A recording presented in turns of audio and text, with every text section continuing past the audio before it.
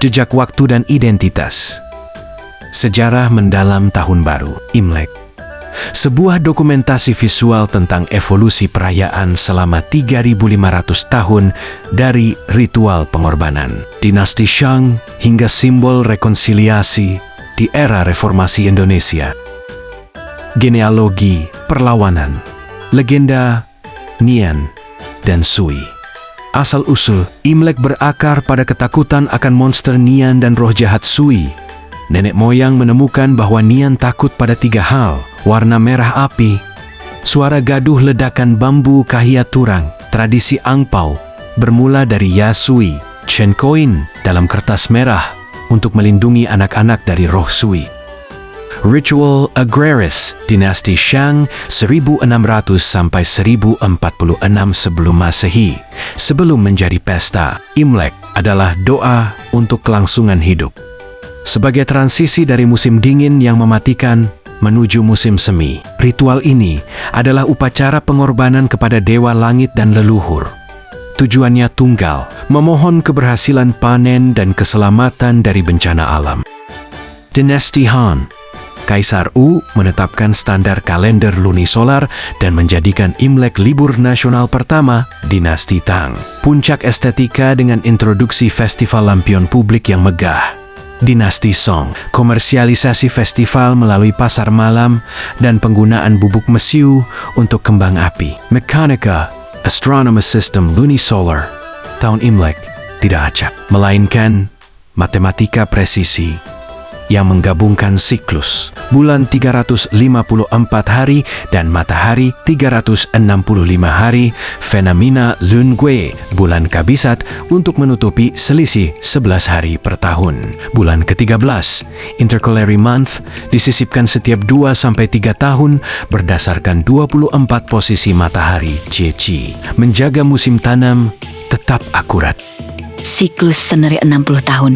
Identitas waktu bukan hanya angka, tapi karakter, kombinasi dari 10 batang langit unsur kayu, api, tanah, logam, air, 12 cabang bumi shio hewan.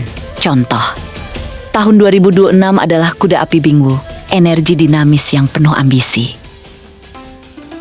Akar di Nusantara, dari Yinli ke Imlek. Istilah Imlek adalah produk lokal dialek Hokkien Yinli, kalender bulan, era awal kemerdekaan, Presiden Soekarno 1946, mengeluarkan penetapan pemerintah yang mengakui Hari Raya Tionghoa, menciptakan periode awal kebebasan ekspresi budaya dan bahasa di Indonesia. Era kelam 1967 sampai 1998, Impres nomor 1 April tahun 1967 di bawah Orde Baru. Segala bentuk ekspresi publik agama dan adat istiadat Tionghoa dilarang. Selama 3 dekade, perayaan Imlek dipaksa menjadi ritual senyap, terisolasi di dalam rumah, tanpa lampion, tanpa barongsai, dan tanpa pengakuan negara. Rekonsiliasi nasional, reformasi dan pemulihan hak, Gus Dur 2000. Mokabuang ke 1 April tahun 1967 dengan Kepres nomor Juni tahun 2000, Matakin adalah mataku. Megawati 2003 menetapkan Imlek sebagai hari libur nasional. Imlek kini bukan lagi sekadar ritual etnis, melainkan simbol demokrasi dan keberagaman Indonesia. Koneksi spiritual Socan pembersihan, membersihkan rumah. Sebelum tahun baru untuk membuang kesialan tahun lalu, sembahyang leluhur, inti dari Imlek adalah Bakti Xiao. Ritual penghormatan kepada leluhur menegaskan bahwa kehidupan adalah rantai yang tak terputus antara masa lalu, sekarang, dan masa depan. Gastronomi dan doa, Nian Gao, secara fonetik berarti tahun yang lebih tinggi.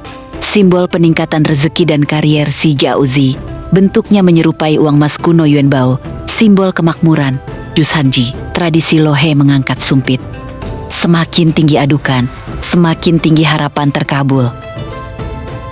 Tridharma, spiritualitas Tionghoa Indonesia adalah paduan harmonis 3 ajaran. Konfusianisme, etika dan bakti, Taoisme, keseimbangan alam, Buddhisme, waswelas asih, di kelenteng. Ketiga filosofi ini melebur menjadi satu praktik ibadah yang unik sejan kasmeiman. Harmoni budaya, akulturasi lokal, Imlek telah mengalami pribumisasi yang indah. Solo, Grebek Sudiro paduan budaya Jawa dan Tionghoa, Singkawang, para tatung paduan magis Dayak dan Tionghoa, Bali, penggunaan elemen Imlek dalam ogoh-ogoh. Harapan baru, dari ritual bertahan hidup kuno menghadapi musim dingin, menjadi perayaan keberagaman modern yang inklusif. Imlek kini adalah milik kita bersama, sebuah simbol harapan, persatuan, dan kemanusiaan.